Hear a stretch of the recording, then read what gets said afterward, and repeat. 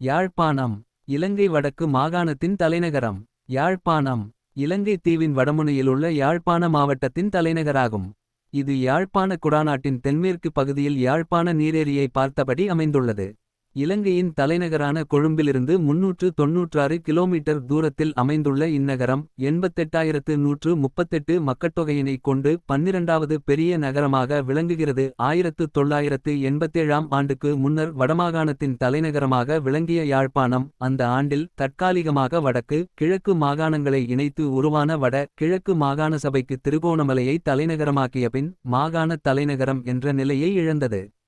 வடக்கு கிழக்கு மாகாணம் பிரிக்கப்பட்ட பின்னர் வடமாகாண தலைநகராக யாழ்ப்பாணம் தேர்ந்தெடுக்கப்பட்டுள்ளது. 1981 இல் யாழ்ப்பாணத்தில் எடுக்கப்பட்ட கணக்கெடுப்பின்படி யாழ் நகரின் மக்கள் தொகை 1,18,000 ஆக இருந்தது. 20 ஆண்டுகளின் பின் நாட்டில் 2001 இல் கணக்கெடுப்பு நடந்தபோது யாழ்ப்பாணத்தில் கணக்கெடுப்பு நடத்தப்படவில்லை. எனினும் அவ்வாண்டில் இந்நகரின் மக்கள் தொகை 1,45,000 ஆக இருக்கும் என மதிப்பிடப்பட்டது. கடந்த 20 ஆண்டுகளுக்கும் மேலாக இலங்கையில் நடைபெற்ற உள்நாட்டுப் போர் காரணமாக பல வழிகளிலும் பெரிதும் பாதிக்கப்பட்ட யாழ்ப்பாணம் உரிய வளர்ச்சியை பெறவில்லை. 1981ஆம் ஆண்டு கணக்கெடுப்பின்படி தமிழர்கள் பெரும்பான்மையினராக இருந்தபோதும் குறிப்பிடத்தக்க அளவில் முஸ்லிம் மக்களும் வாழ்ந்து வந்தார்கள். சிங்களவர்கள் மிகவும் குறைவே. சமய அடிப்படையில் யாழ்நகரில் இந்துக்களே பெரும்பான்மையினராக உள்ளனர். பெயர் காரணம். தற்காலத்தில் யாழ்ப்பாணம் என்பது இலங்கையின் வட மாகாணத்தைச் சேர்ந்த 5 மாவட்டங்களில் ஒன்றாக அதன் வட கோடியில் அமைந்துள்ள மாவட்டத்தையும் அம்மாவட்டத்தின் பிரதான நகரத்தையும் குறிக்க பயன்படுத்தப்பட்டு வருகிறது. இதனை விட போர்த்துகீசர் கைப்பற்றுவதற்கு முன்னர் இலங்கையின் வடபகுதியில் இருந்து வந்த தமிழர் நாடும் யாழ்ப்பாண அரசு என்றே குறிக்கப்படுகிறது. யாழ்ப்பாணம் என்ற பெயர் வந்த வரலாறு பற்றி ஆய்வாளர்களிடையே கருத்து வேறுபாடுகள் நிலவி வருகின்றன. இலங்கையில் தமிழ் சிங்கள இனங்களுக்கிடையே முரண்பாடுகள் உச்சக்கட்டத்திலிருக்கும் இக்காலத்தில் 2 இனங்களையும் சேர்ந்தவர்கள் தங்கள் கொள்கைகளுக்கு பொருந்தும் விதத்தில் வெவ்வேறு ஆய்வாளர்களின் முடிவுகளுக்கு முக்கியத்துவம் கொடுத்து வருகிறார்கள். 18ஆம் நூற்றாண்டின் இறுதிப்பகுதியில் இயற்றப்பட்ட யாழ்ப்பாணத்தின் வரலாறு கூறும் யாழ்ப்பாண வைபவமாலை எனும் நூல் முற்காலத்தில் இலங்கையை ஆண்ட அரசனொருவனால் இந்தியாவிலிருந்து வந்த யாழிசையில் வல்ல குருடனான யாழ்ப்பாணன் ஒருவனுக்கு வட பகுதியிலிருந்த மணற்றி அல்லது மணற்றிடல் எனும் இடம் பரிசாக அளிக்கப்பட்டதென்றும் அப்பகுதி யாழ்ப்பாணம் என்று பெயர் பெற்று பின்னர் முழுப்பிரதேசத்துக்குமே இப்பெயர் வழங்குவதாயிற்று என்றும் கூறும். இம்மணற்றி என்னும் பெயர் இறையனார் அகப்பொருள் உதாரணச் செய்யுட்களில் வருகின்றது. அவர்களின் இடமாற்றம் பசையூர் மற்றும் குருநகர் என அறியப்படும் நகரத்தின் பகுதியாகும் என்று நம்பப்படுகிறது. மணவை அல்லது மணற்றி என்ற பெயர் யாழ்ப்பாண குடாநாட்டிற்குரிய பொதுப்பெயராக இருந்துள்ளது. அது பின்னர் இன்றைய மேற்கு பகுதிக்குரியதாக மாறியது. அவ்வாறு மாறிய வேளையில் மணற்றி மணல் ஊர் என்று அர்த்தப்படும் வகையில் வலி மணல் கம ஊர் எனச் சிங்கள பெயராக உருமாறியது என பல அறிஞர் கருதுவர். கொழும்புத்துறையில் அமைந்துள்ள கொழும்புத்துறை வணிகக் களஞ்சியமும் குருநகர் பகுதியிலுள்ள முன்னர் அமைந்துள்ள அலுப்பாந்தி என்றழைக்கப்படும் துறைமுகமும் அதன் ஆதாரங்களாக தெரிகிறது. வேறு சிலர் நல்லூர் என்னும் கருத்தை தருகின்ற சிங்களச் சொல்லான யகபனே என்பதிலிருந்தோ அல்லது சிங்கள இலக்கியங்கள் சிலவற்றில் இப்பகுதியை குறிக்க பயன்பட்ட யாபாபட்டுன என்ற சொல்லிலிருந்தோ மருவி வந்ததே யாழ்ப்பாணம் என்கிறார்கள். எனினும் யாழ்ப்பாணம் என்ற பெயரில் இருந்தே யகபனே யாபாபட்டுன ஆகிய சொற்கள் மருவி வந்ததாக கொள்ளப்படுகிறது. வடவிலங்கை இராச்சியத்தை யாழ்ப்பாண அரசு என அழைத்தமை 15ஆம் நூற்றாண்டிற்கு பின்னரேயாகும். 1435 இல் திருமாணிக்குழி எனுமிடத்தில் பொறிக்கப்பட்ட விஜயநகர கல்வெட்டிலே முதலாக யாழ்ப்பாணாயன் பட்டினம் என்ற பெயர் வடவிலங்கை இராச்சியத்திற்கும் ஈழம் என்ற பெயர் தென்னிலங்கை இராச்சியத்திற்கும் கொடுக்கப்பட்டுள்ளன. இன்றைய யாழ் மருத்துவமனைக்கு தெற்கு பக்கமாக உள்ள வணிக நிலையங்கள் மணிக்கூட்டு கோபுரம் மற்றும் யாழ் கோட்டை வரைக்கும் பறந்து காணப்படுகின்றது. இந்த பகுதி இன்றளவும் 500வன் வளவு என்று அழைக்கப்படுகிறது. வடமொழியில் ஆரியபுரா என்றும் தமிழில் 500வர் என்றும் அறியப்பட்ட வலிமையான வணிகக் குழு தென்னிந்தியாவில் உருவாகி தென்கிழக்காசியா முழுவதும் பரவியிருந்தனர். இவர்கள் வீர வளஞ்சிய தர்மம் எனப்பட்ட வீரத்தீர அல்லது உயர் மரபு வணிகச் சட்டத்தின் காவலர்களாயிருந்தனர். இவர்களின் கொடியிற் காணப்பட்ட காளை மாட்டைச் சின்னமாக கொண்டிருந்த இவர்கள் தீரமிக்க வணிகர்களாக புகழ் பெற்றிருந்தனர்.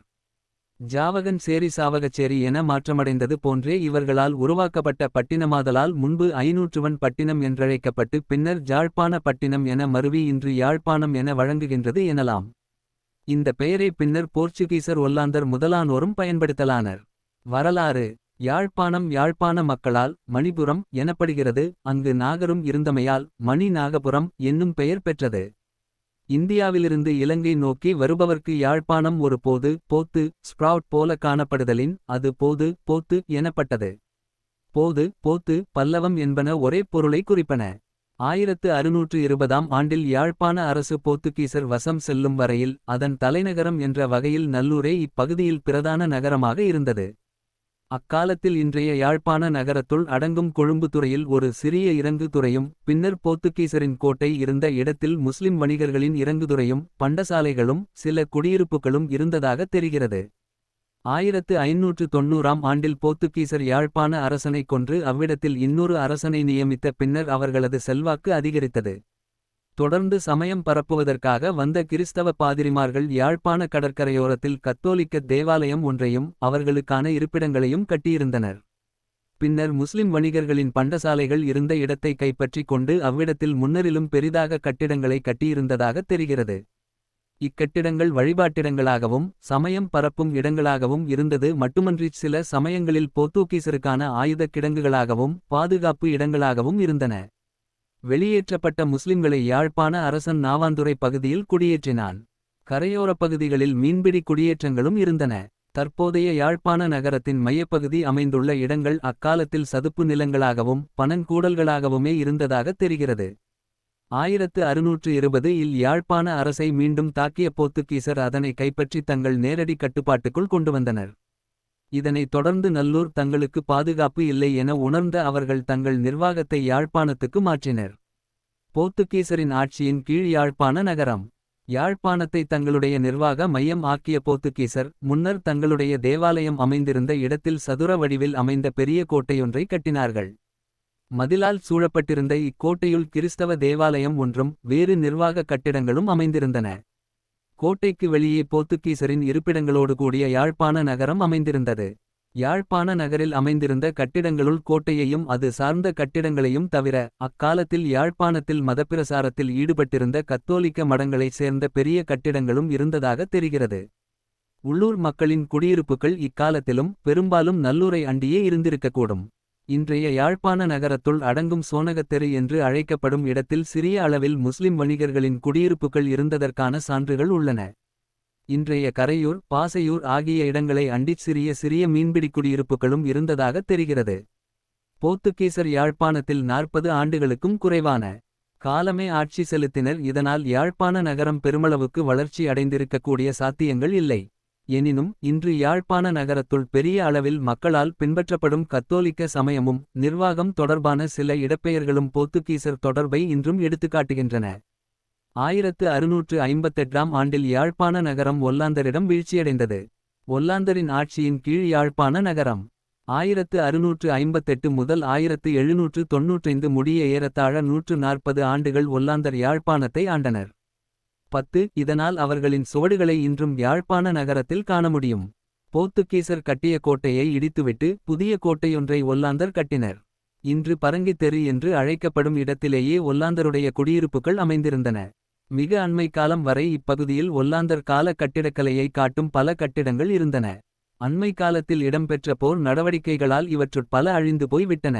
இவர்களுடைய காலத்தில் யாழ்ப்பாண நகரம் ஓரளவுக்கு விரிவடைந்தது என்று சொல்ல முடியும். பரங்கி தெரு பகுதியைத் தவிர வண்ணார்பண்ணை போன்ற பகுதிகள் நகரத்தின் உள்ளூர் மக்களுக்குரிய பகுதிகளாக வளர்ச்சி பெற்றன.